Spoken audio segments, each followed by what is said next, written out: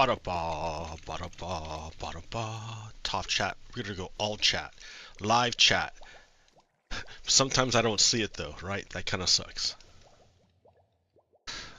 Like, I wonder if there's a way I can make it so it's more visible to me. To me. Bing, bing, bing, bing, mama. Hit refresh, refresh. Hit that one. That's the one. It says excellent. Excelente. Excelente. Excelente, senor. Okay. It's nighttime. I need to, you know what's surprising? Let me tell you. Is my last stream crashed. It crashed. It didn't finish. I did not finish. And I asked myself, why? Why would it crash? And I looked, and the temperature was like 90 degrees. It was overheating. My whole thing was overheating. The whole thing was overheating. So, I mean, yeah, it crashed. So I took extreme measures. I entered the BIOS for the CPU. I run a Ryzen 5900X, which is a 12 core, and I put it into eco mode. Eco mode. What is eco mode? Eco mode. Normally it runs at a, what do they call it? TDP. A TDP. I don't know what it stands for, but TDP. Normally it here, I'm gonna write in chat.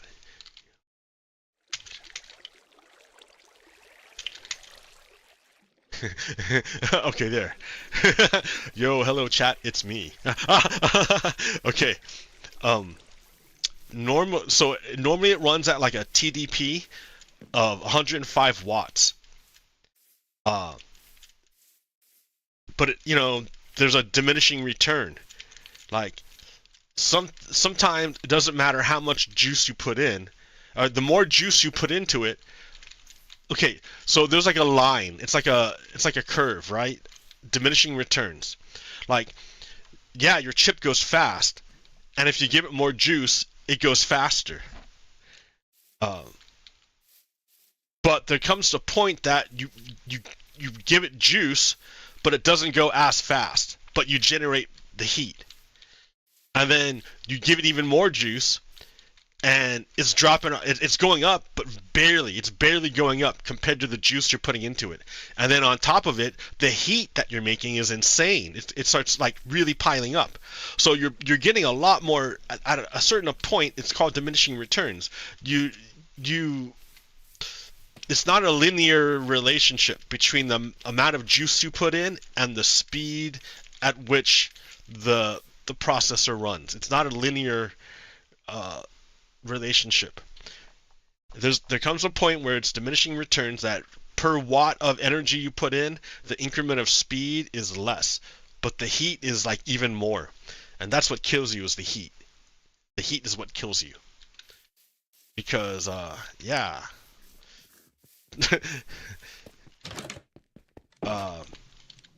Doing work creates heat.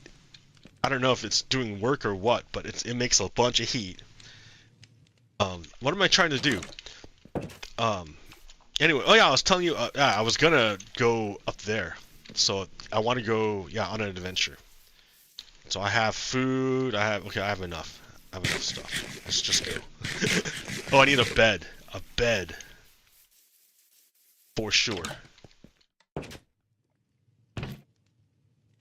1, 2, 3. And then a bed. Alright. Now I'm ready to go. Hi ho. I mean, I don't really need the hoe, but yeah, why am I bringing it? It's just taking up space for no reason. Stay with the seeds, ho. Alright. safer that way. Because if I had another hoe, but I died and I swam into lava, and when I did, my other tools were all netherite, which is immune to lava, but not my diamond hoe. She was diamond, and lava melted her, so that sucked. Luckily, I had a spare one. I don't know. I had made one and I lost it, and then I found it again. So I'm like, oh look, awesome. So anyways, so yeah, so my computer crashed, right? Like, cause it, it was set for performance. It's set for maximum performance, which means I pumped as much juice into it as I could. And yeah, the heat that was coming off of it was pretty insane. That's why I have liquid cooled. I have an all-in-one. It's not like custom made. It's an all-in-one brand. But yeah, I have a radiator specifically cycling liquid specifically for the processor, because so much electricity is getting pumped through. And then the energy that but like, I'm doing that because I'm trying to get as much of performance as I can out of the machine. That's why I'm doing it. Okay, fine. But what happens is, like, by doing that, I push it, I accumulate heat pretty quickly. And if my heat solution can't keep up, like, it's been pretty warm lately, In the afternoon, it gets really warm in my apartment. So, like, the combination of my computer pumping out the max heat with the pretty warm temperatures caused the machine to fail. Like, I hit the limit, the thermal limit of the chip, and it shut down. It said, too hot, I'm shutting down. So the whole thing crashed. So now I'm back up. But this time I'm running it in eco mode. What is eco mode? Instead of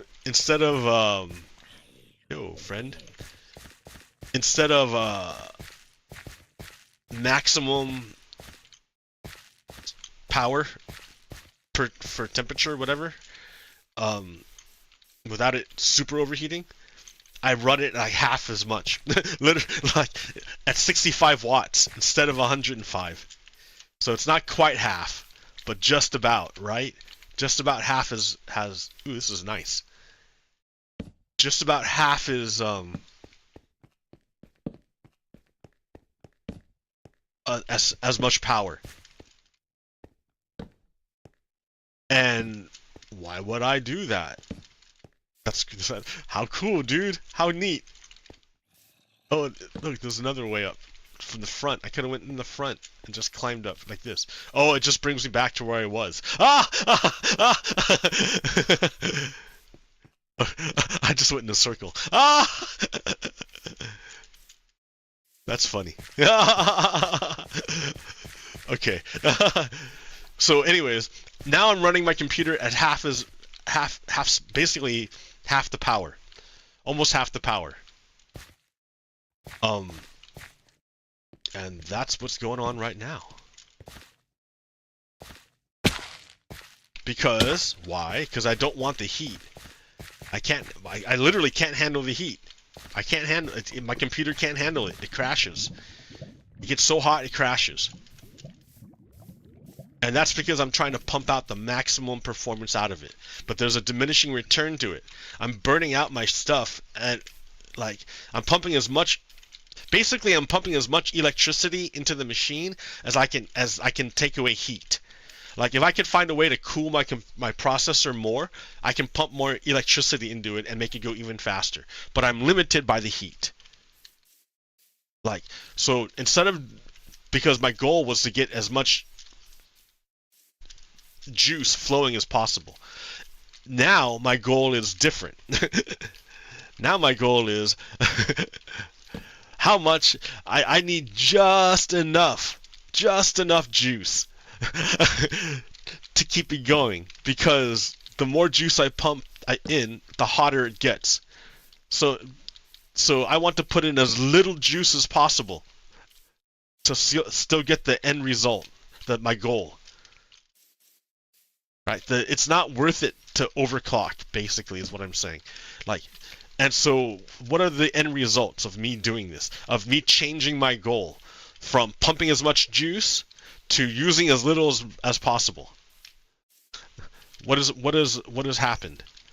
Well, it hasn't crashed. It has not crashed.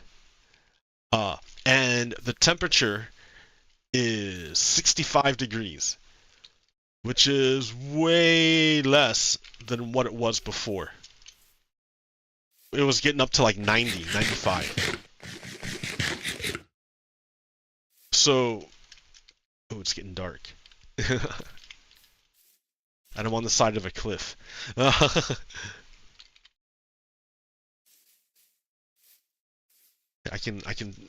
gonna go up here and just like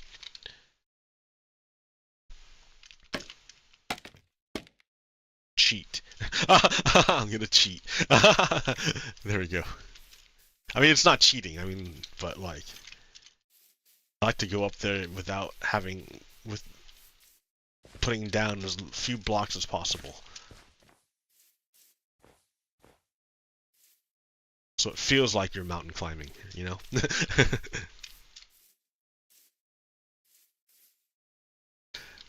And so yeah, I'm doing this because I'm trying to, I want it to be stable, right?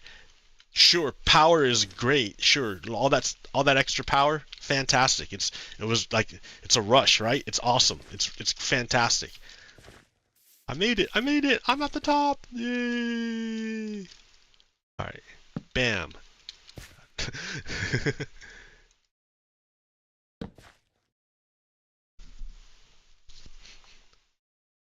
But I find that running the computer at like half as much. I also toned down my video card. The video card was also pumping out a lot of heat. I may be able to put that back up more, but like, again, it's going to be summertime and it's going to be hot, and I don't have a very good cooling situation here. It's pretty hot in this apartment, like pretty unbearable. It's not unbearable. I mean, come on, dude. But you lived in Japan. You know what hot is. I lived in Nevada, man. The desert. Okay. So if here, I'm gonna interrupt my computer analogy. Right? Pretty neat, right? Pretty interesting. I'm doing it right now, and I've noticed my frames per second are pretty good. In fact, it's kind of suspect. I'm like, how is it going so high? Okay, hold on. And then, let's see, what's this other thing?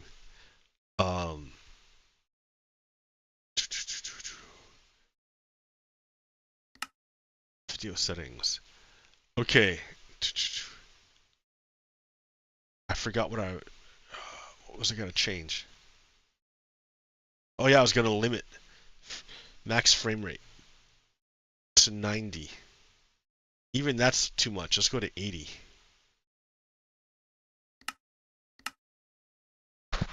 Okay. That feels much smoother. That's much nicer. It's stable. It's not reaching for the very tippity top every time. Now it's just like, yeah.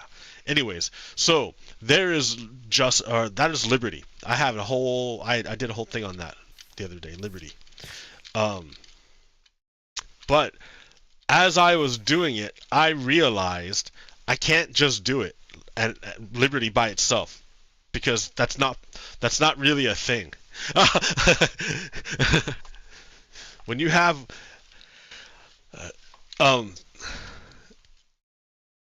yeah, that's not really a thing.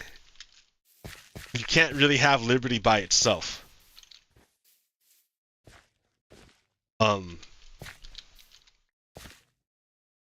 that's the thing. You can't have liberty by itself. Liberty is always, it's always, not always. Let's see.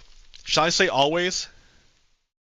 Pretty much. I mean, in the state of nature, you have liberty, right? I mean, like, okay, so I'm not a super philosopher or anything, and so so I'm just gonna like kind of go with it and flow. So in the state of nature, we have liberty, but only for so long.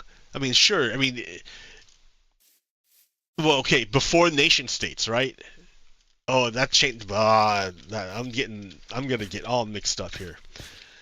Um, no, I'm gonna say that I don't know if it's absolutely necessary. It's very, very important.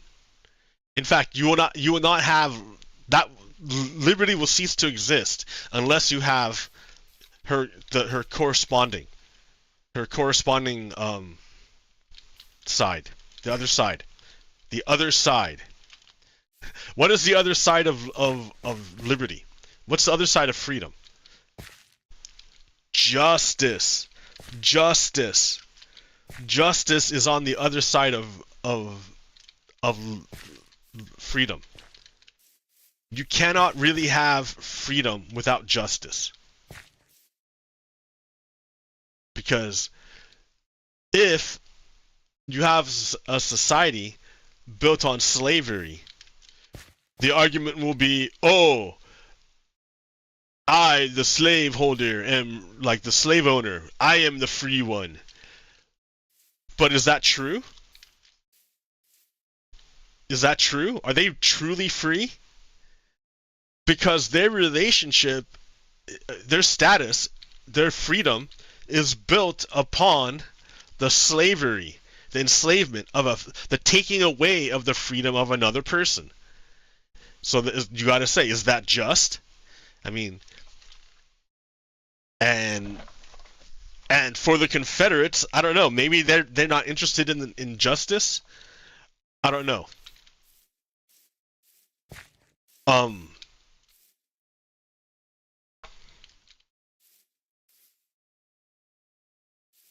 But justice is necessary for there to be peace, true peace. So I don't want to go into no true Scotsman fallacy here.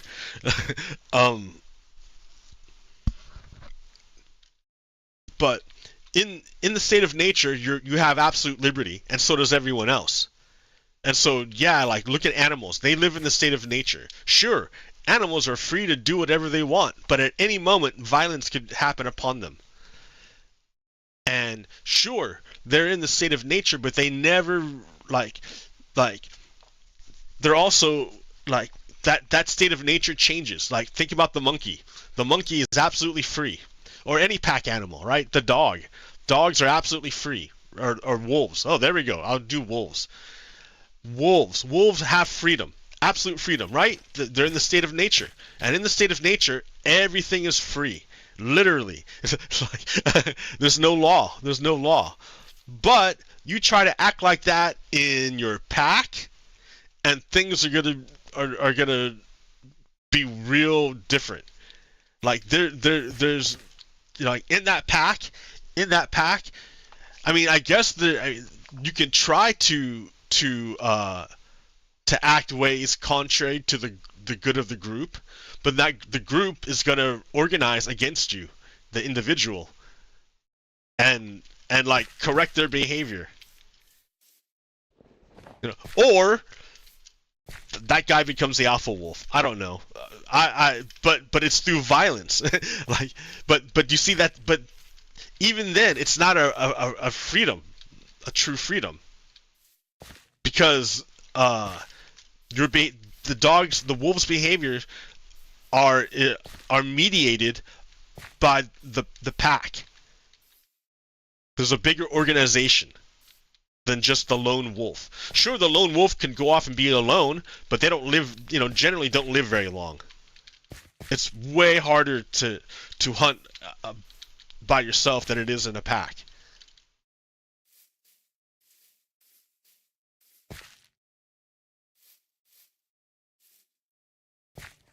So yeah, in the state of nature, and then in the state of nature, it doesn't matter. There's no such thing as there's no acknowledgement of the rights of other living beings. There's no acknowledgement of it, because everyone's struggling to survive because there's no surplus in nature. Surplus is something that man made, the humans made. Surplus, extra. There's no extra in nature.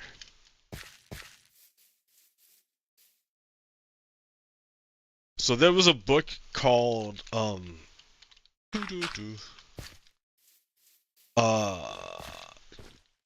Me Ishmael about a talking gorilla.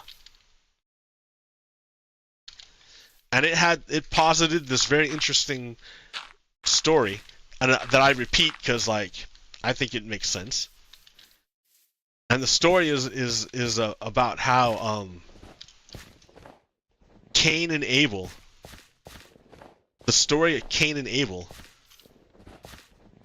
come from a people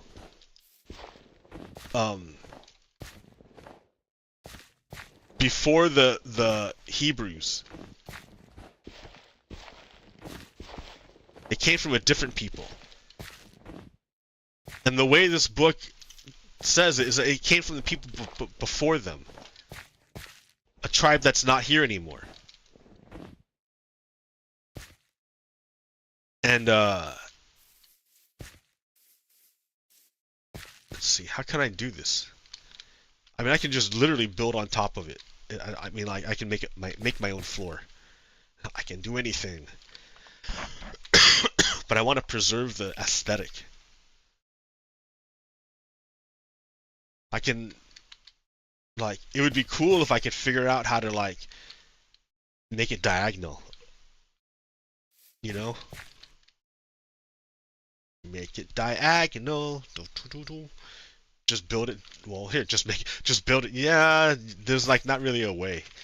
That one's cool because it has, its own, hanging cliff. I can make a hanging cliff. It's not a big deal, right? Just basically make it myself. I'll make the hanging cliff. Right? Easy to make that, to make something similar to that. It wouldn't even have to be like that. It's going to come up and be flat. It's going to come and be flat and hang over this. And then I can have it go across, diagonal, or so, and then have, like this space to work with. Because there's not a lot of room up here. There's less room up here than there is up there. This is pretty tiny.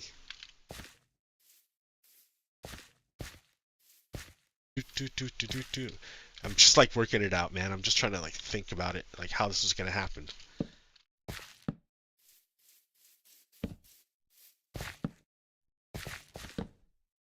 Oh yeah, so he posited that that story, Cain and Abel, came from another tribe. And that tribe that it came from were the hunter-gathering tribes that existed before the discovery of agriculture. Because once agriculture happened, humans started settling down, settlements started happening. And the division of labor from hunter-gatherer to the hard work of agriculture. And through violence, well, yeah, the surplus that existed because of agriculture had to be distributed somehow. It had to be distributed. How do you distribute it? How do you distribute the surplus of agriculture? And how do you produce it? How do you produce it? That's the other question. Two questions. Because in hunter-gatherer society, the division of labor is a certain way, but it can't be that way in a agriculture society. It has to be different. And some of it's really, really hard. Who's gonna do the hard work? And that's where the story kicks in.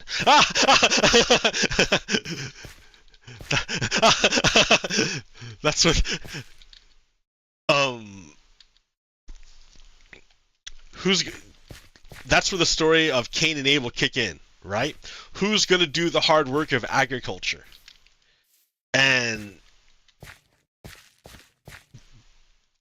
so if you, like, okay, so from I don't know if it must be in the Old Testament, the old Bible, the old part. Um, yeah, it's like the second or third story, like because Cain and Abel were the children of Adam and Eve. I think the first kids of Adam and Eve. They were the first kids. Um, and where'd my bed go? In my inventory. They were the first kids.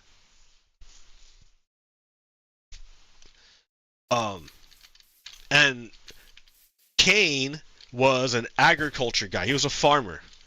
And Abel was a shepherd. And it came time to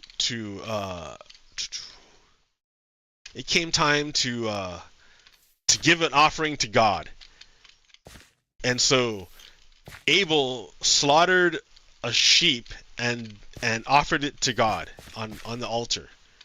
And then Abel got a bunch of his crops and put it on the altar for God. And then God came down and said, "Good job, Abel." And then he came to Cain and said, "Man, you know what's up. What are you doing?" Something to that effect. I don't know. I gotta read it again to find out what he said. He must have said something. In fact, I should look right now. What am I even doing?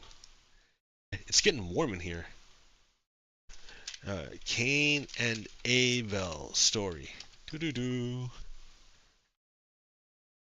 Come on, dude. Just read it. I want to read it. Give me.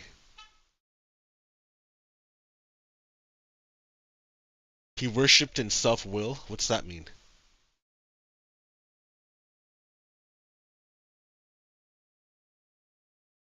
Dude,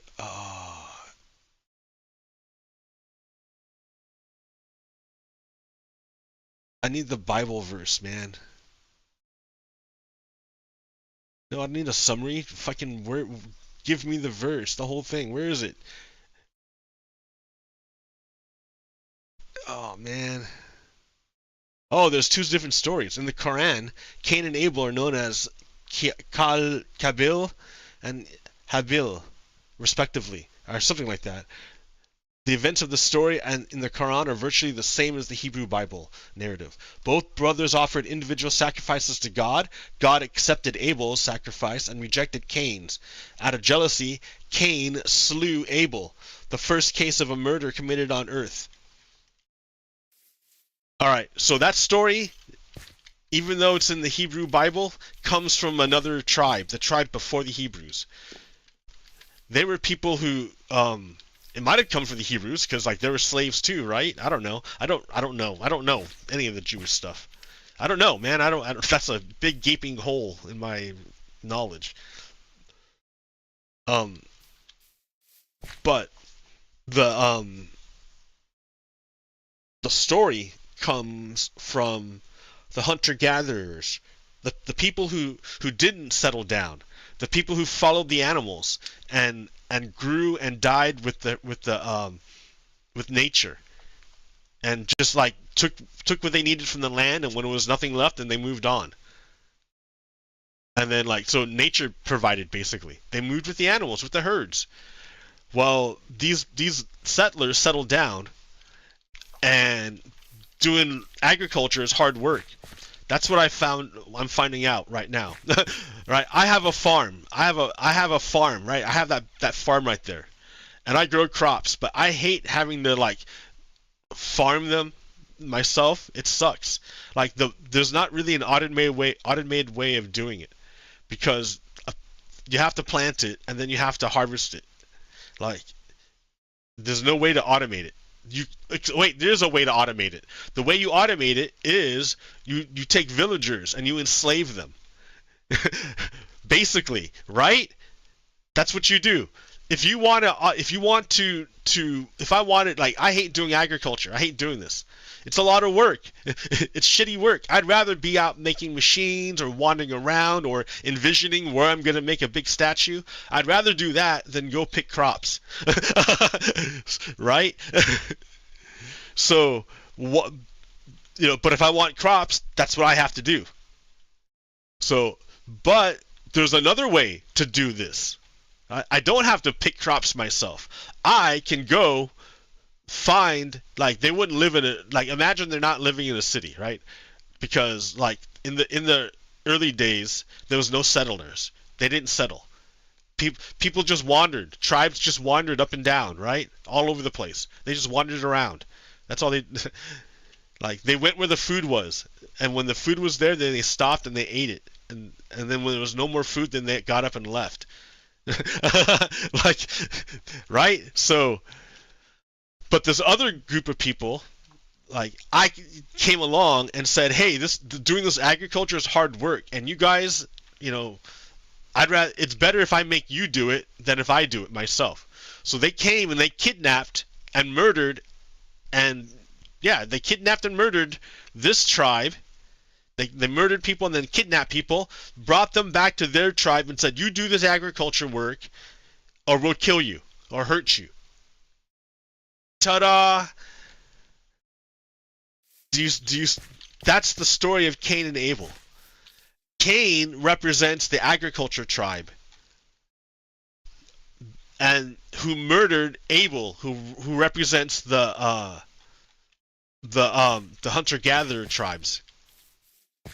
That's what this book is telling you. What's it called? Ishmael. I forget the author. Talking Gorilla. Ishmael.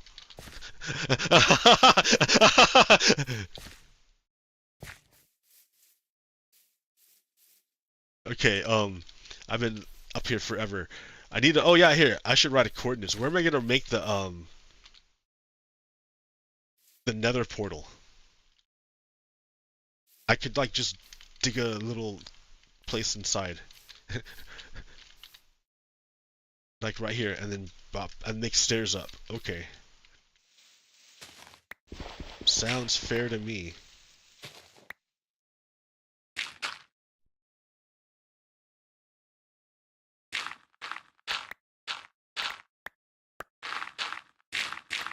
Oh no.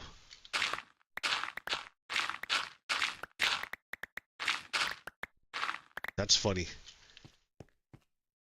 Because there's no, it's all gravel, man.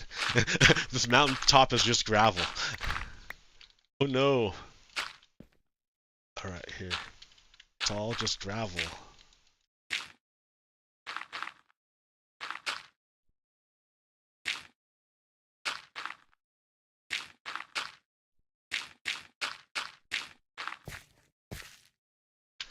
Alright, I don't know where, okay.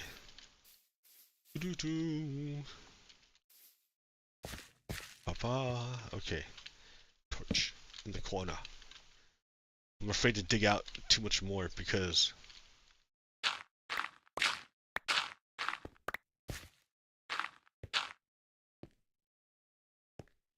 right here, I need, yeah, I still have to dig out more. Sorry, dude.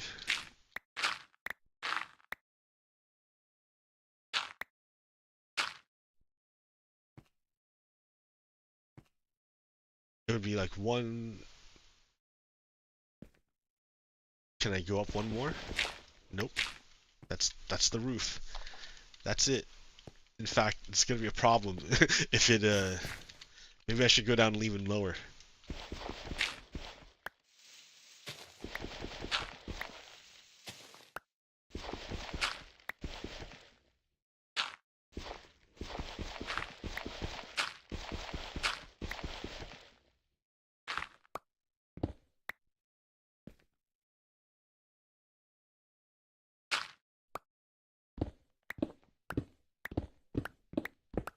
Okay, so justice and liberty, right? Yes, yes, that's what we're talking about. Justice and liberty. You have to have justice, or because all right. So I was telling you all about Cain and Abel.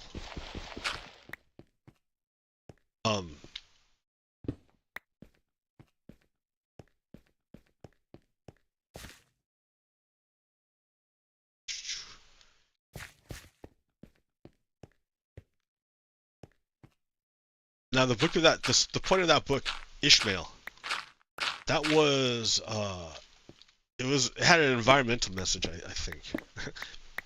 and it was like we have strayed off of God's path by and disconnected ourselves from nature.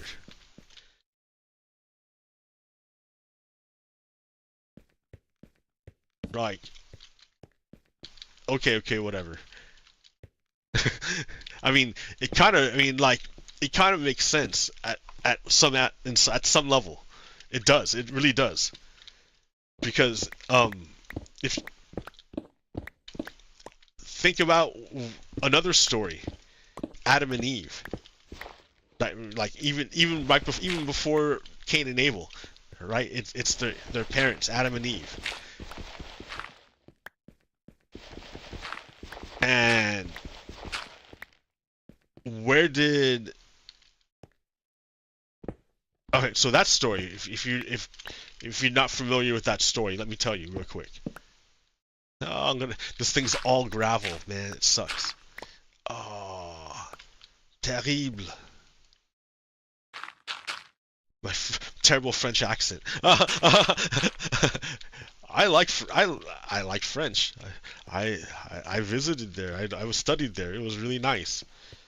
I didn't know where. I didn't understand. It was hard to appreciate where I was because I was so young and had no basis for comparison. I mean, I did, but yeah. Anyways.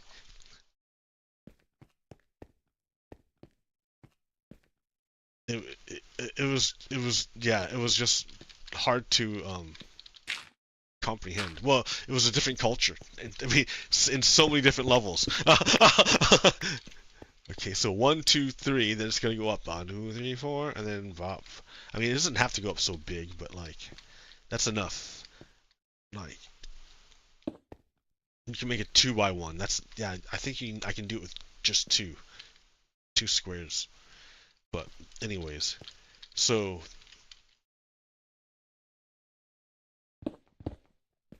okay, if you look at that story, Adam and Eve chilling in the garden of Eden. God says, like, this is all, yours to be free with, basically. But don't eat the fruit from this tree. And then the story goes that, like, an animal convinces them to eat the fruit, because it would give them the knowledge of good and evil or something like that. Which is the knowledge of God. And one of them does. The humans do. They eat the fruit. And then after that, they get kicked out. They're like, okay, God finds out, because then the humans realize that they're naked. They're like, holy shit!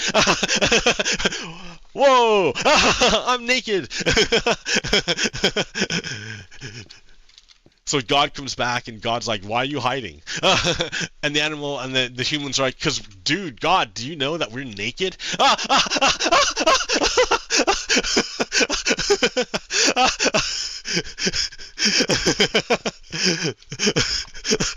Oh my God.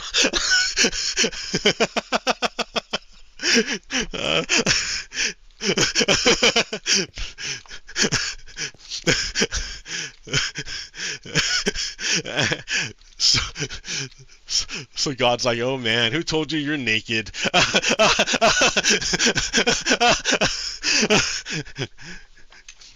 They're like, we just figured it out. Oh no. Did you eat? Did you eat from that tree? Did you eat the fruit of that tree? Oh, you gotta leave now. And that's the thing. Like, I think the people get the idea that it was like it was like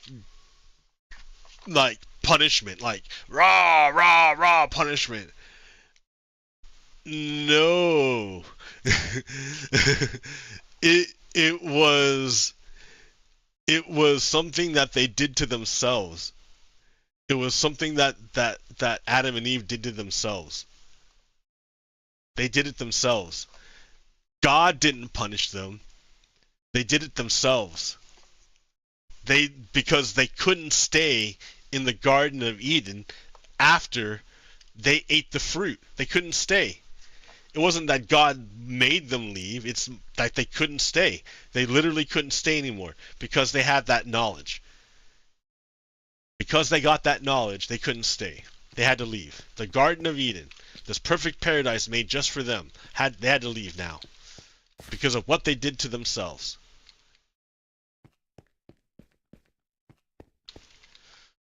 So, oh, I need like water or something to drink.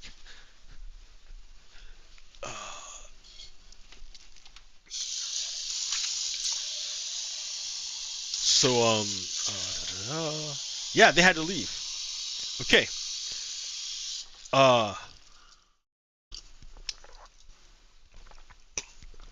That's a lot to unpack.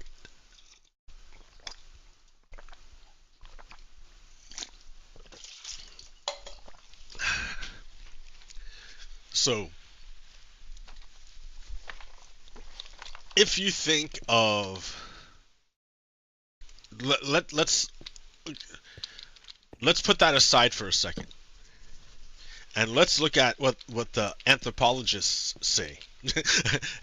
Science, go totally opposite direction. I mean, not even opposite. I mean, kind of opposite, but like a different direction. Let's go in a different direction. So anthropologists, they they use a bunch of skulls to show how humans are the end product. Like right now, who we are right now, we didn't like come out this way. We evolved into this form. Humans too, right? All creatures, all human, all life is a process of evolution. All of it. So we humans did not always look like this, be like this. We weren't always like this. Our ancestors looked a lot different. They looked a lot different, and the anthropologists are able to like get fossils and create a chain to show who our evolutionary ancestors are. I believe we're apes. We're related to apes, but simians. Hey, you know what? Before I get too crazy, let me stand right here. This is 502. 502. 212. That's where I want to go. That's where I want to be in the nether, or in the, yeah. I just have to go back. So, somewhere along this chain, right? Along this chain of skulls and fossils that they have, that makes paints the evolution, provides the evidence for this evolutionary theory of, right? Because you have to have evidence. You can't just say it. You gotta like have stuff. You have to have something to point to in science. Okay. Along this path, one of our ancestors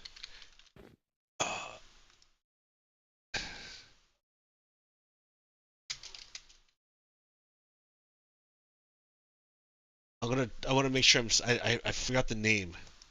I want to make sure I get it right.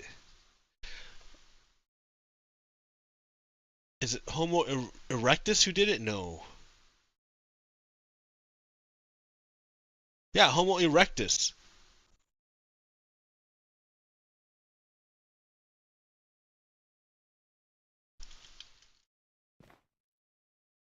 I heard Homo another one.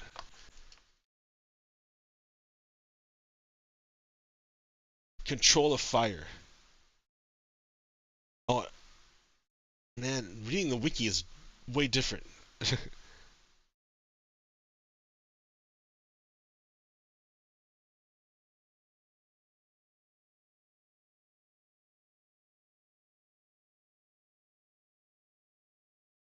Ergaster. Yeah. Yup. Earliest fire cooking. Ergaster.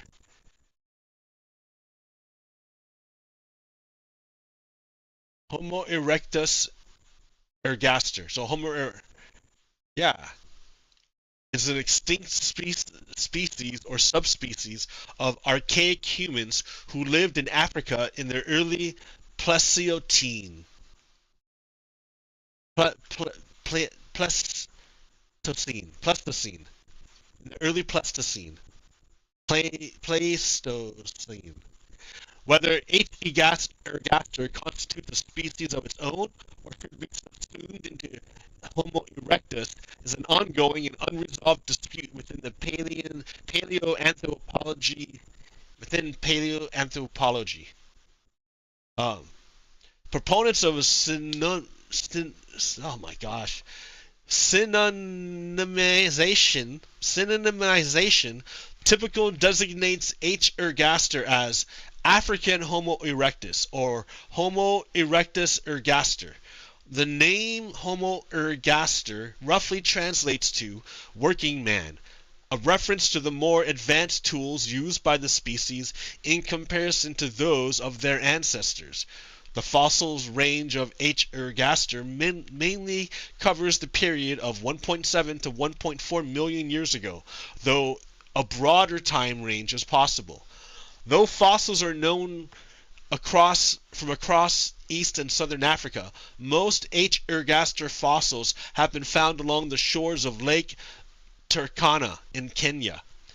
There are later African fossils, some younger than 1 million years ago, that indicate long-term anatomical continuity, though it is unclear if it can be formally regarded as H. ergaster specimens.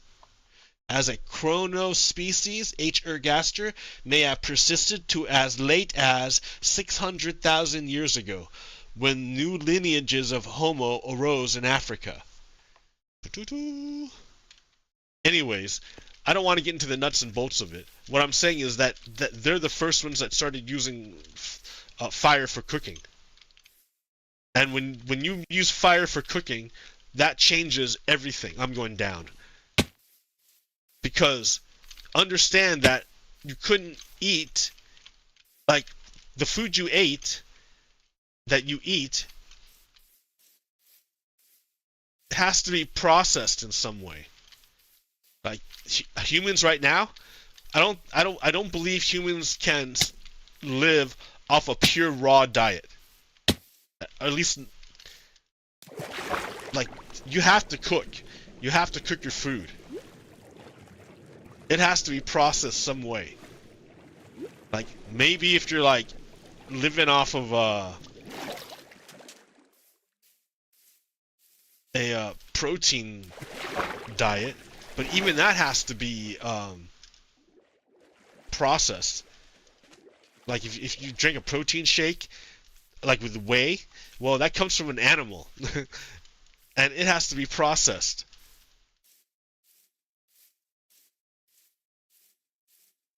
Oh, wait a minute, that's not. I gotta get home. Which way is home? I'm going the wrong way.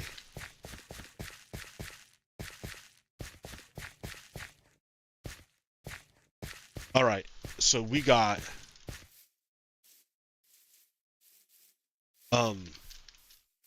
humans using fire.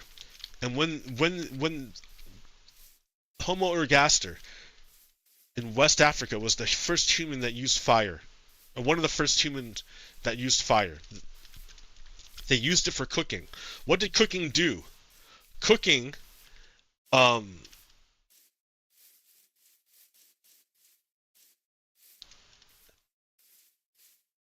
breaks down or changes the food to allow the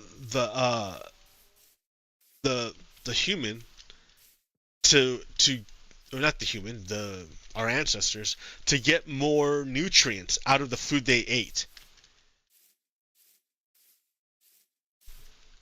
And it allowed them, so instead of needing a gigantic mouth with a big jaw, very muscular with big teeth, instead of needing that stuff, now you can get by with a less powerful jaw. You don't need to eat raw nuts anymore and grind down stuff on your own with your teeth. Like, now you have fire, which will help soften the nuts.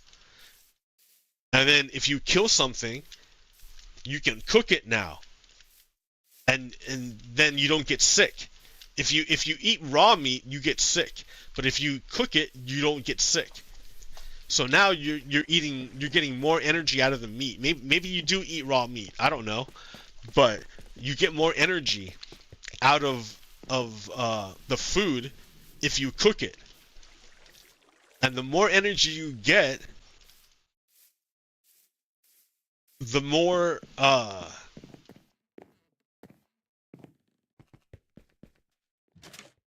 the more you're able to grow. I mean, just look at the difference in size of humans since the advent of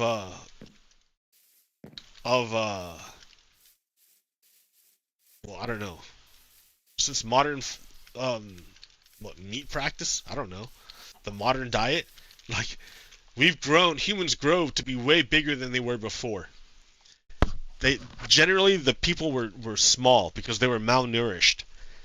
Like, the typical human didn't get enough food to eat, probably not enough food to eat. Like your typical serf or peasant didn't get enough protein. They ate like wheat and potatoes and like that's it. Like no meat, like hardly any meat, because meat would, like, it's hard to get, right? It's hard to get meat, especially if you live in any kind of settlement. Like, because it makes it harder to like go hunting, right? It's like, but maybe like for whatever reasons, I don't know.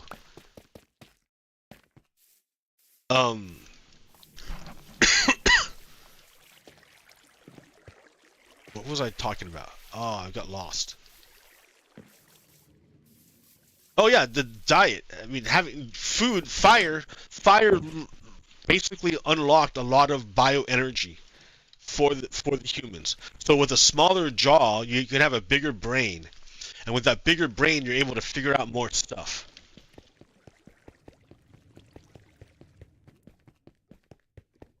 And yeah,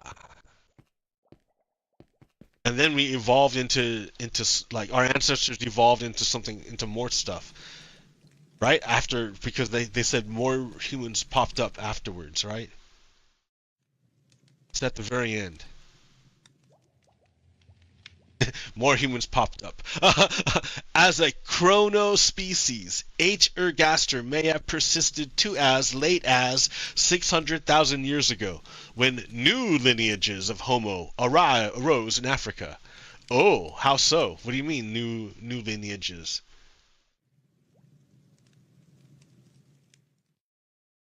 Anyways,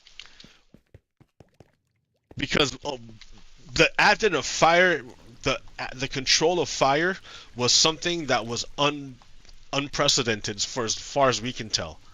No other life form uses fire. So our ancestors using fire Oh yeah, I was gonna make a portal, huh? In the nether. Oh, I needed like 2 portals, so I get it now. And then I should have prepared better. Oh well, shoulda, woulda, coulda.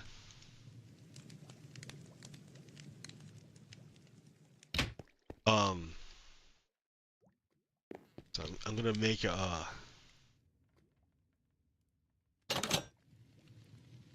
Yeah, let's see if this works.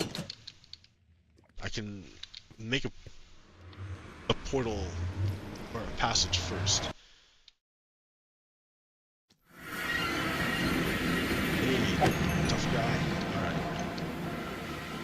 Why are you spawning here? For real, dude. It must be like these blocks. Like, because these are solid blocks because I want it to, like, I can't put carpet there because of the button, but I want the color to be there. But I think I have to get rid of it because I think they're spawning on there. Even though the button's there, they spawn on it. Like, maybe they're spawning on top of these. I don't know. I don't know where it's spawning. Oh, maybe they're spawning out the gate. I mean, I can't stop them. Yeah, I get it. Yeah, they come out of here. No way to stop it. Like, I guess I can, like, make a thing to contain them. But, like, I don't need to. So, anyways. Hey, so I have these coordinates, right? I said 502, 212. So I'm gonna go to off on my browser here and go do like a nether calculator. There's one right there. I type in on the overworld 502 and then 212. That gives me the coordinates 6327. 6327. Let's go. Hey, ho, let's go. My computer is still nice and cool. I'm digging this. I mean, it's still pretty warm in here, but so where am I going? Oh, I lost the coordinates. I should have typed them in. They are 63 27. Okay. So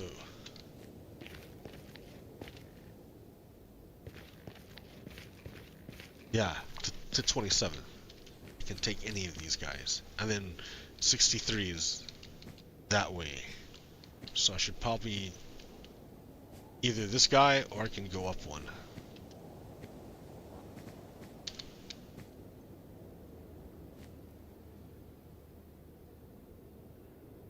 How far do I have to go? Well, here, let's just go. I'll use this one because I think it's gonna be interesting to see which way it goes.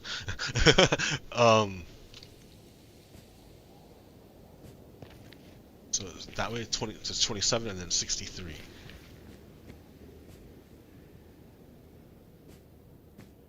Let's go 63 this way first. Ah, nah, dude, go down there. Go down there and do it. No, go up there.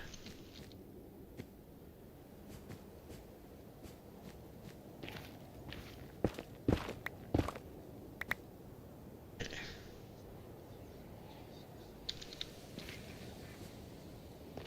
I need just one block this way, like that.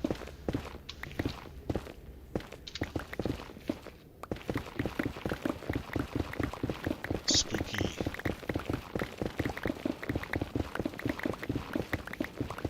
Oh no! Oh wow. I should have went the other way.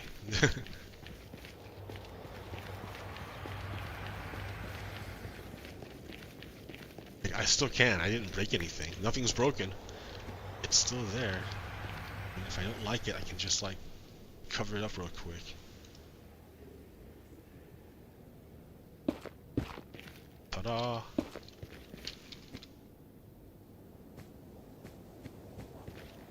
Okay.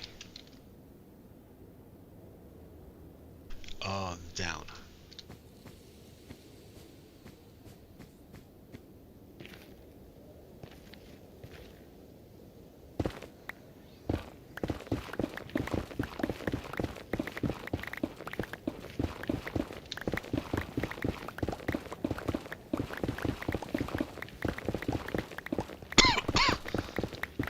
I know there's a big fat hole over here. Where am I going? 63, right? Yeah. Scary.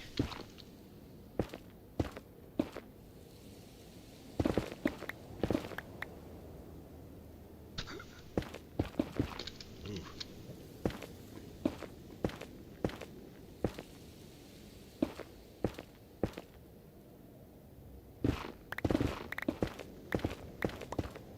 $63. Okay.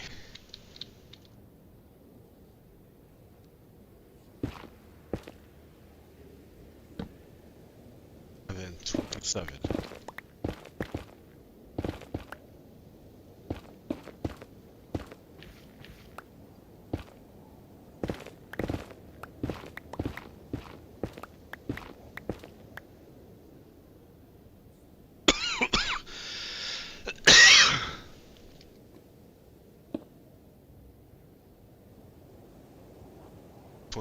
$27 right here. This is it.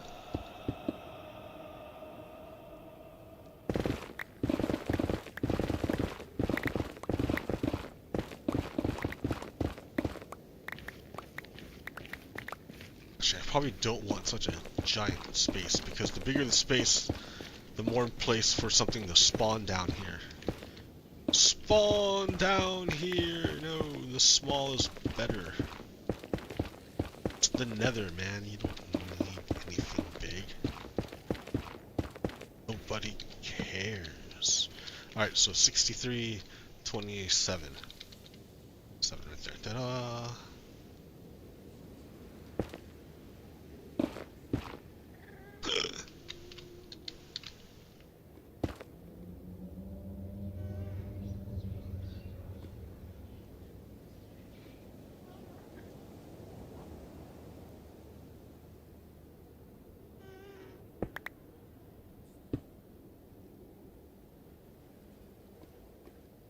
You know what? I don't know. I don't know what.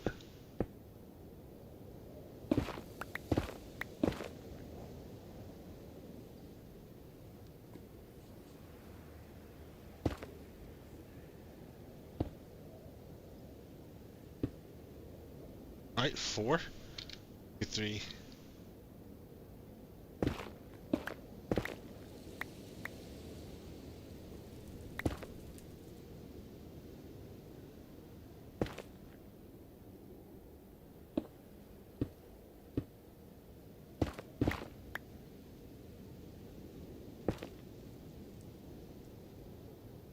So, that story I was telling you about, you know what I forgot is the flint and tinder. I forgot. You fool, you forgot. You forgot the thing you need to light this.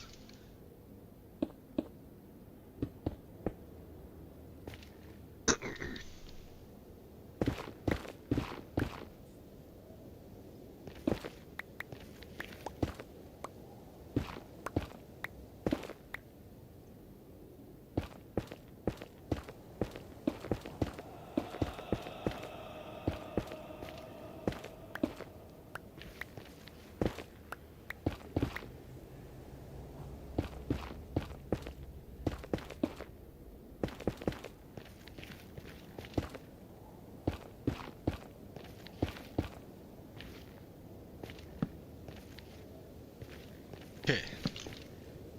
Sure. Oh my.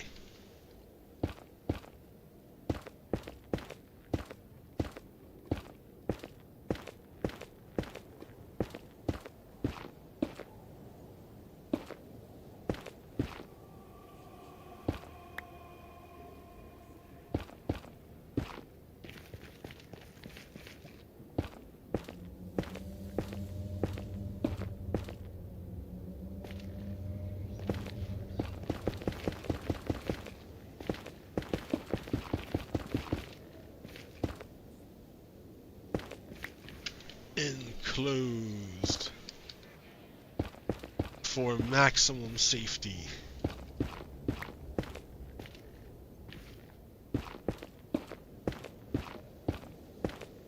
They never have to know how close they are to a giant hole.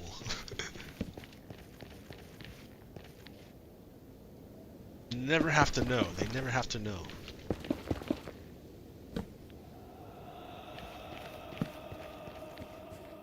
Alright, there. Oh, do I have it right here, dude. I could have made it right there. Alright, well, here. Since I'm here, I think I have tracks. Let's lay some tracks. I have a few tracks. I can make more if I need.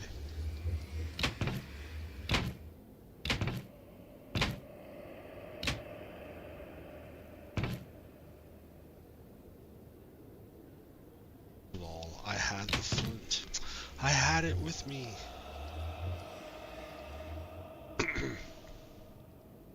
Like I said, I can make more if I need.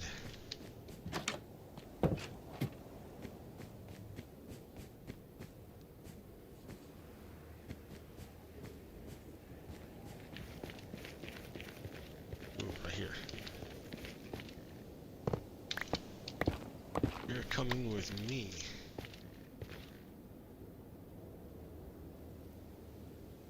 I need to make more rails. Do it right now.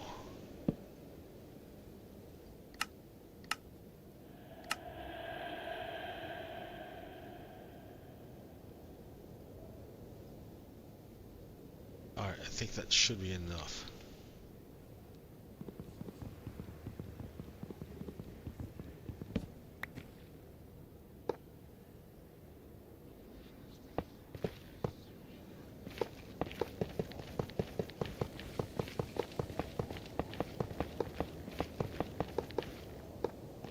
Alright, so I was talking about how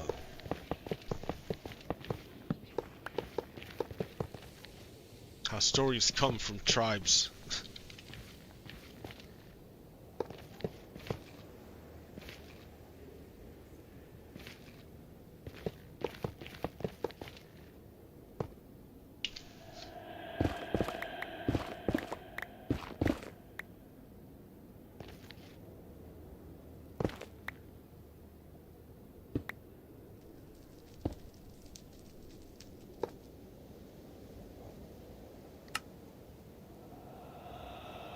Stories come from tribes.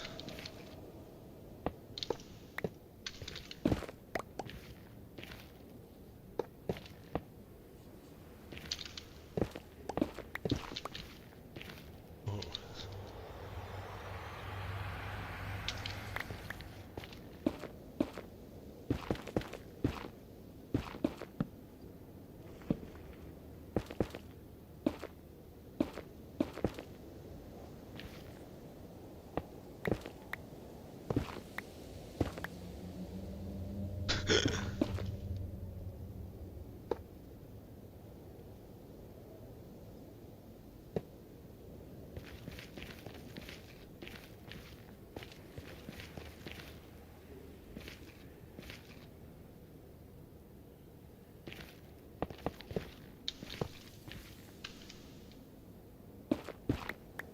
Stop talking. Isn't that nice?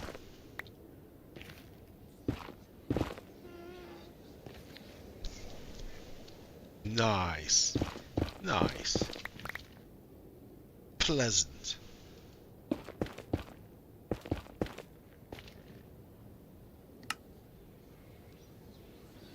One.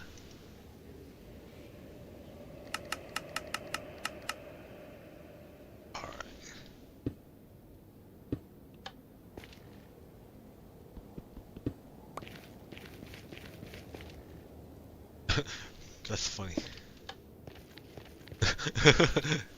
Pop.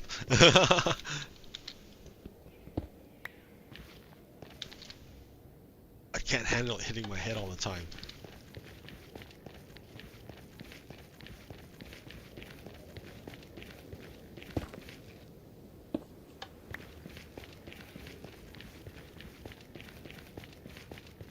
As I hit my head all the time. Alright, there it is. So, it's like the what? 1, 2, 3, fourth one? The fourth one.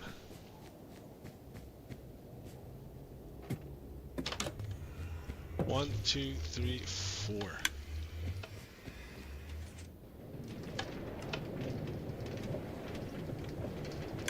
Ha ha ha ha ha.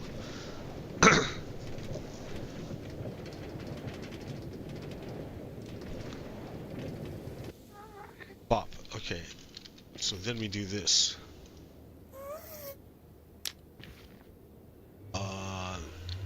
Sure. Let's hope it works. I'm gonna move it anyways. Like, pretty nice. Not quite where I wanted it. But that's all right. So I'm gonna like break it and remake it, and it will still work.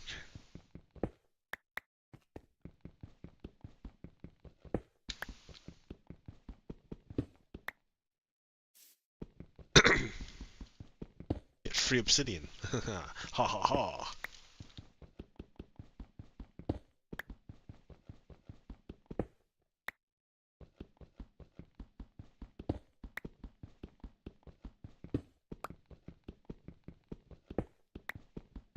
So,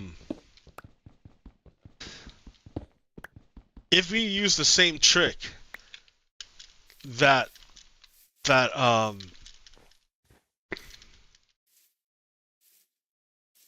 the author used in that book, Ishmael, it's like, because it's like a trick, like it's pretty neat. It's a neat trick.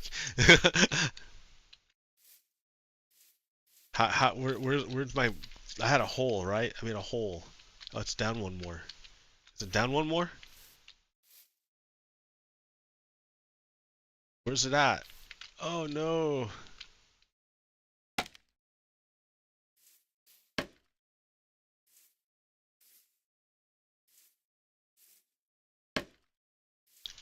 I don't know. Oh, it's right there. It's right here. I'll have to like mark that out better.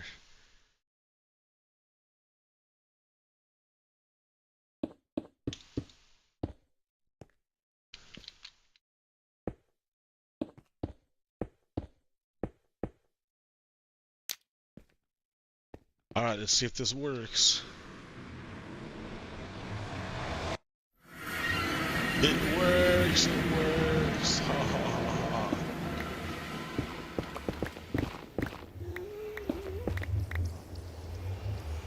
Pretty neat.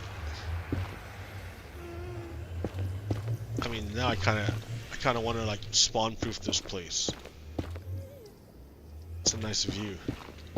It's kinda laggy on my computer. I don't know if it's like notice it from your side, but from my side, definitely lag.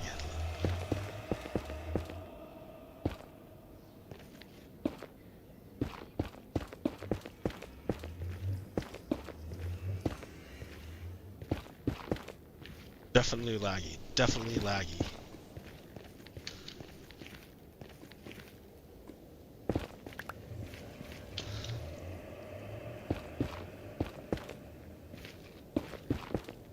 A lot of work for like a nothing room, man. That you're never gonna look at.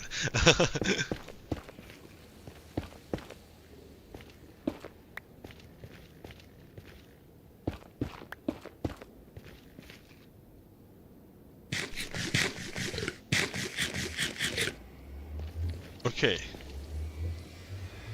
So, oh yeah, I was gonna make a more noticeable deal.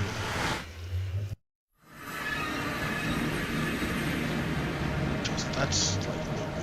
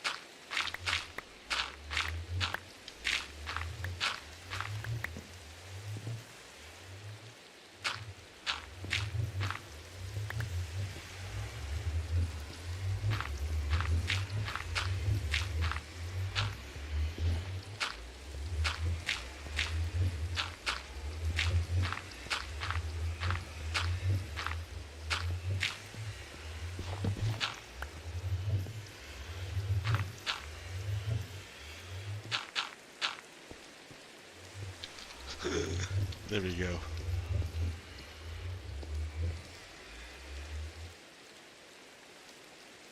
Suppose I can put a trap door in there too.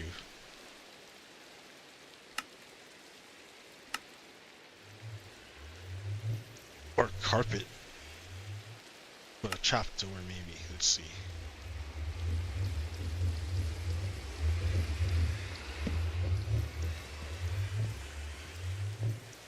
We shall see.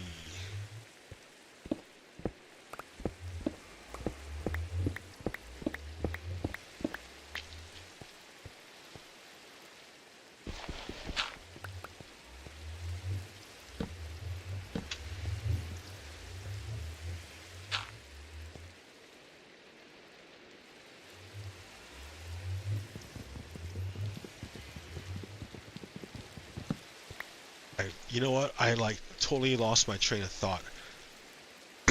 Oh yeah, use the same trick. Use the same trick as that author. To get back to the Garden of Eden with Adam and Eve. If we look at the use of fire as like when you can, okay, I make an argument that you can use the use of fire as the target metaphor, allegory, whatever, for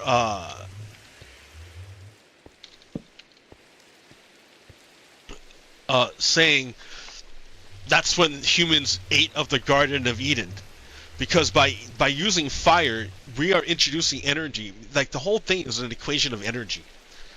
The whole thing, all of nature and life are equations of energy. And the game of life has been like how to have life on like the slimmest of margins, on the slimmest of margins. How do you have life? And it didn't. It was like that for forever, and at times it almost crashed the whole thing, and it reset, and whole new forms evolved. Whole new variations of life evolved, but always with the same equation of getting by with the slimmest of margins of energy and changing.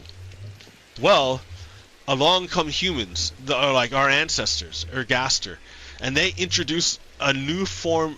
Like they take energy, but not from where creatures' life would get energy from normally. Normally, life gets energy from the sun, or from eating the plants from the sun, or that gets its energy from the sun, or eating the thing that eats the plants, or eating a thing, eating something else, like some other life. You can't, not eating rocks, you can't eat rocks, you have to eat life. That's it. That's all. That's the only place to get energy from. And then now you have a new introduction of energy, fire, and that literally changes the way our ancestors are. It changed them. It changed them. And we can see it in the fossil records, the way humans changed since the introduction of fire.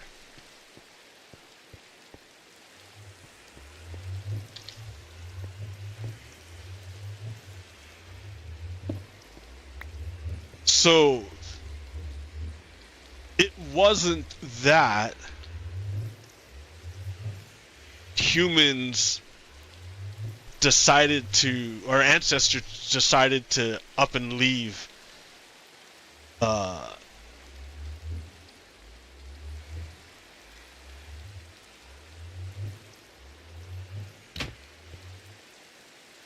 it was the Garden of Eden. It's that they mastered fire, and by mastering fire, it opened up energy that other animals didn't have access to. Fire changed everything. Like, it changed everything. Because from fire you could have settlements. Because you add fire plus agriculture, because that's the next big thing that happened was agriculture. And what is agriculture? So that's the story of Cain and Abel. Do you see the flow? That's if you follow the whole Bible thing. But you can do the same trick that the author did with Cain and Abel, with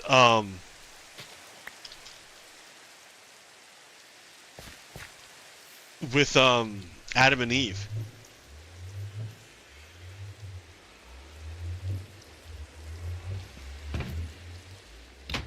I need to make steps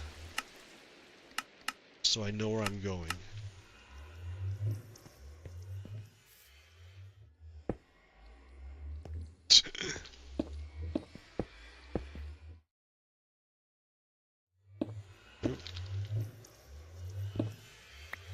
No joke, chat.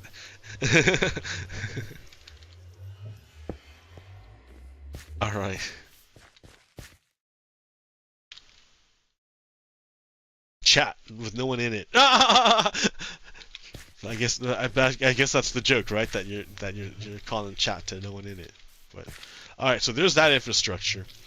You know what would be interesting is if I made like a monorail, like made a rail in the real world, just to like tour it, because then you can see these statues in the distance. It'd be neat. It'd be neat instead of just going through the Nether. I mean, Nether's useful for right now, but like, yeah. Yeah. Fact. All right. Well, I can do the rest of this part later. Like, I might even level this off. Like, no, why level it off? Use it, man. Use it.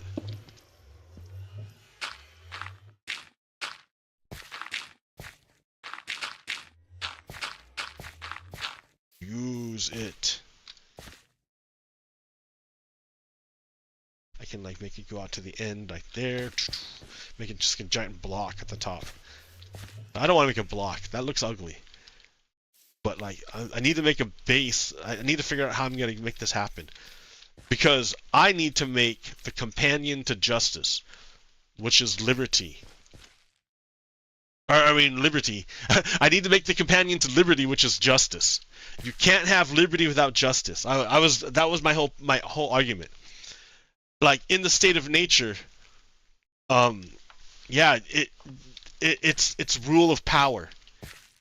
But we figured out that living by rule of power is shitty. It's terrible. You want to get out of that. And the way you get out of it is having rule of law, where the law applies equally to everybody. And so we give up some of our liberties. Like, I can't just go and kill whoever I want and take their stuff. I can't do it, right? Even if I have the power to do so, I can't do it. It's not just. There's a concept of justice. So when you have the rule of law and the laws are good laws, then you have justice. You have, not even then, but justice. How did Martin? They attributed it to like a bunch of people. But justice, peace, is not the absence of war. It is the presence of justice. When you are in a state of justice, things are at peace. They're not necessarily, not to say that they're quiet or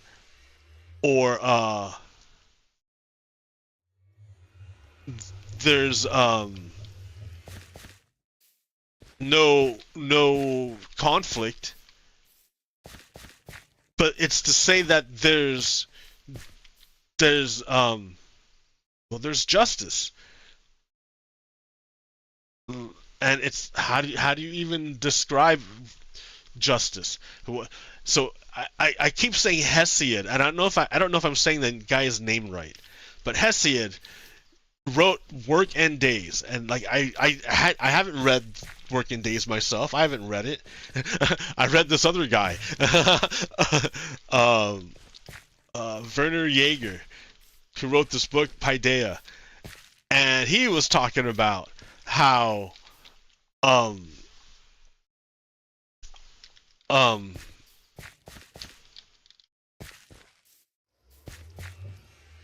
how Hesiod introduced to the Greek culture the idea of justice through a goddess called Dike.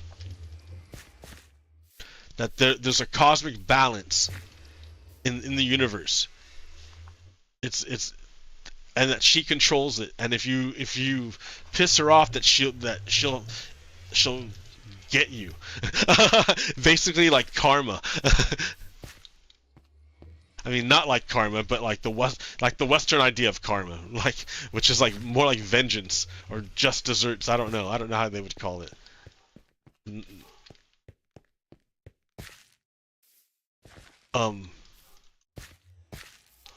But justice is how humans can live together. Now, that's not necessarily in peace. In peace. I need more dirt.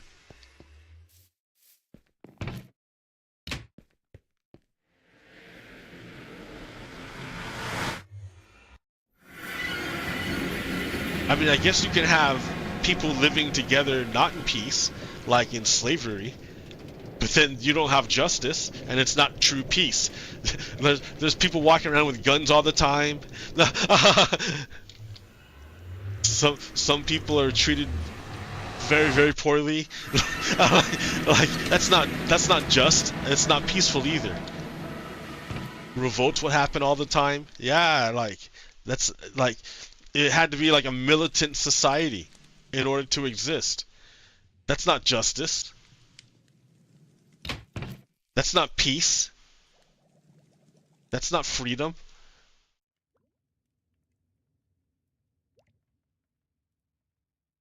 Justice, yeah, you have to have justice. Because when you have justice, then you can have freedom. I mean, any other freedom you have is at the expense of someone else. And if you believe in the cosmic balance, well, if you believe in, like, it's a thing. I don't know how to even to describe it. What is justice? What does it mean to be just? That's a really good question.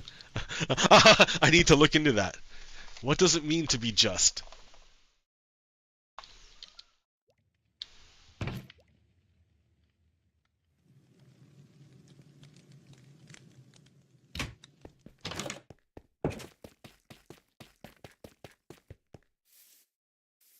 That's a really good question.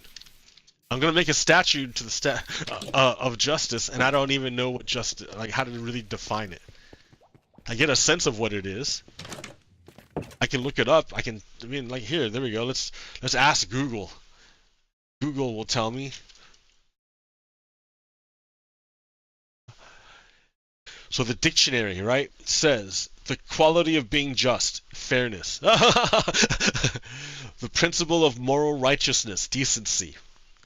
Conformity to moral righteousness in action or attitude, righteousness. But that doesn't tell me what is justice. So I ask Wikipedia. Just in its broadest sense, justice is the idea that individuals should be treated fairly. According to the Stanford Encyclopedia of Philosophy, the most plausible candidate for a core definition comes from the Institute of Justinian, a 6th century codification of Roman law, where justice is defined as the constant and perpetual will to render to each his due. The constant and perpetual will to render to each his due. A society where justice has been achieved would be one in which individuals receive what they, quote, deserve. Well, how do you determine what people deserve and what they receive?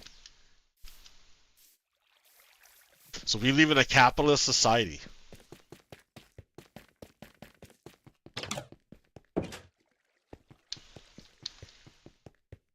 Capitalism is predicated upon exploitation.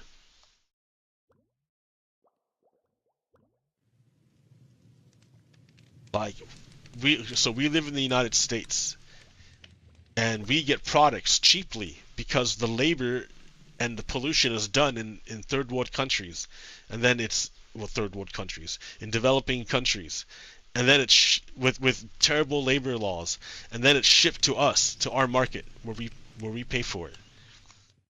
Now Donald Trump is introducing tariffs, so that game is over now. So, like, maybe he will, maybe he won't. That's always the funny thing about him, is that he's probably going to end up with some kind of tariffs on everything, just to like not look like a total fool. But I mean, it's stupid. No one wants to do business with us then. Like, just because we put tariffs on everyone else doesn't mean anyone else put tariffs on each other. It's still free to trade with China. They're not going to tariff you.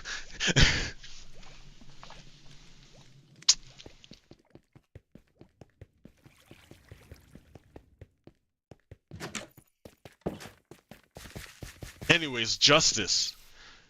Like, what is justice? So, like, maybe in a way, that's justice for the United States.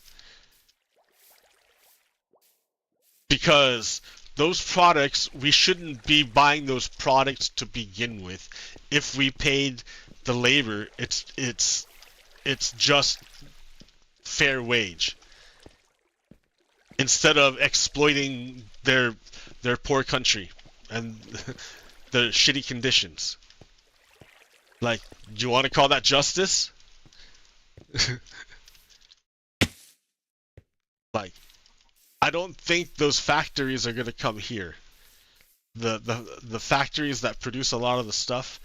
What was that funny clip I have? I have a clip of Donald Trump saying, reporter saying, "Hey, so you put high tariffs on low-income countries.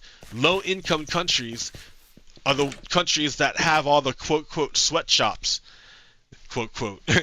They are, man. They're sweatshops. They fucking force workers to work in shitty conditions to mass produce the clothing that shipped to the United States to be bought cheaply by us.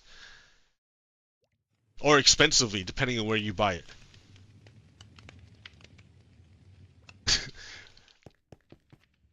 And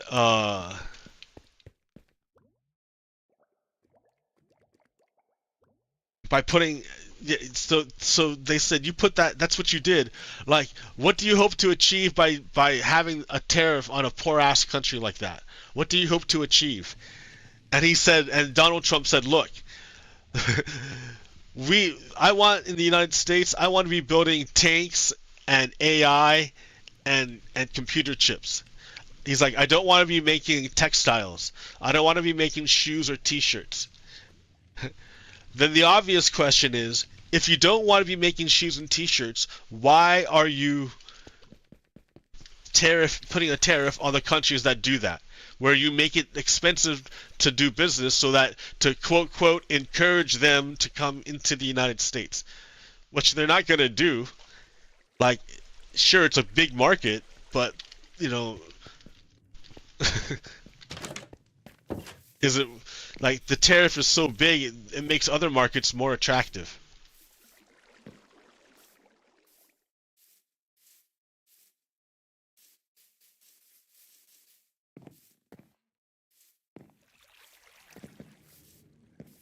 Tariffs are a bad idea. What am I even talking about? Why am I talking about that?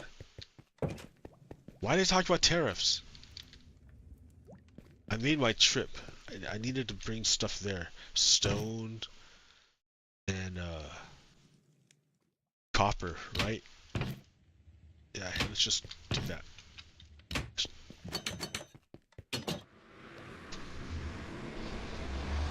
What time is it? 6:30. How long are you gonna go? Yeah, pretty long, man. You've been going for a while. People are sick of your shit. They're like, shut up. Oh, I'm sorry. Do the same trick. Hey, what am I doing here?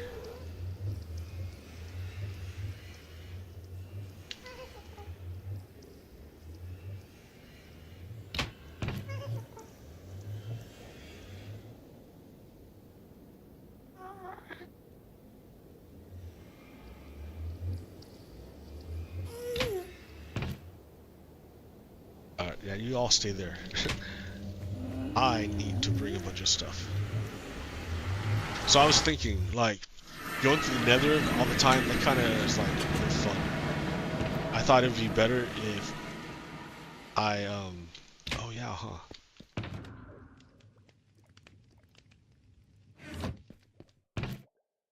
I thought it would be better if I... Can you make, like, steps out of these?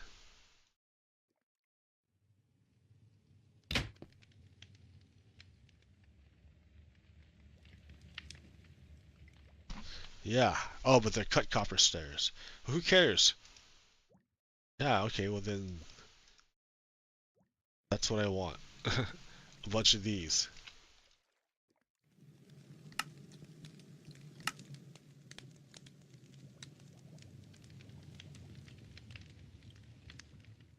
Great.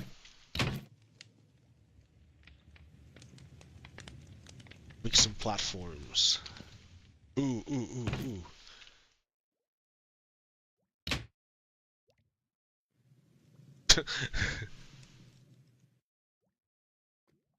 Platforms.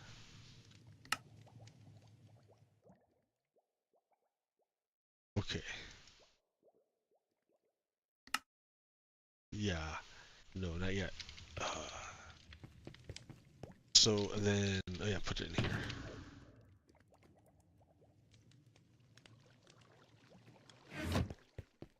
And then stone.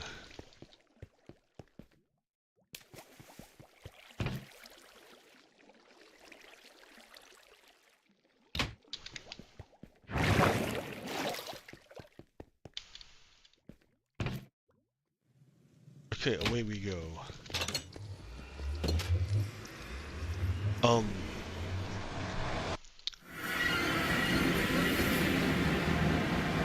Then you have like the rest of history. Then all the rest.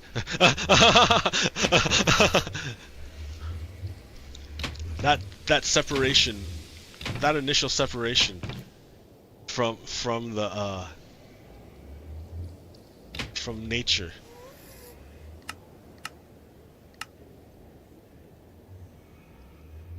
That's what fucked us.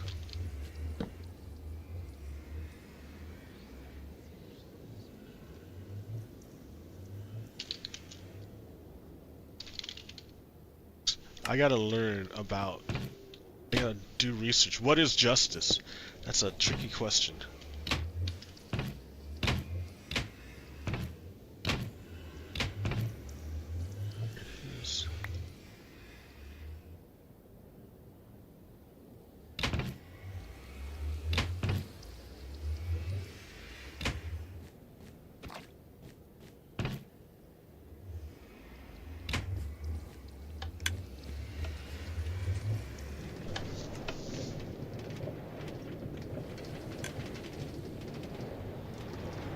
Yeah. What's going on? Ooh.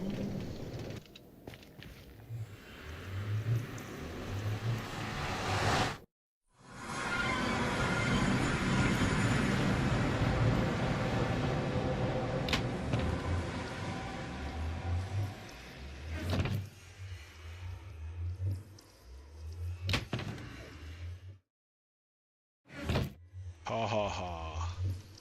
Life hacks. Minecraft hacks.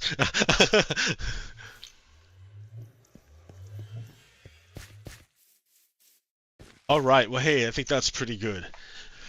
I think that'll do it for now. You know what? I could have talked about like what's going on and stuff. I just rehashed stuff I already talked about, I think, or maybe I clarified it. I don't know. I need someone here to talk to. I could have like been talking about a bunch of other stuff going on right now. It's so crazy, but whatever. Maybe the drama is no good. Don't focus on the drama. Focus on, that's a bad idea. Focus on the drama. No, don't do that. Focus on something else. So, all right. I will catch you another time. Peace out. Stop.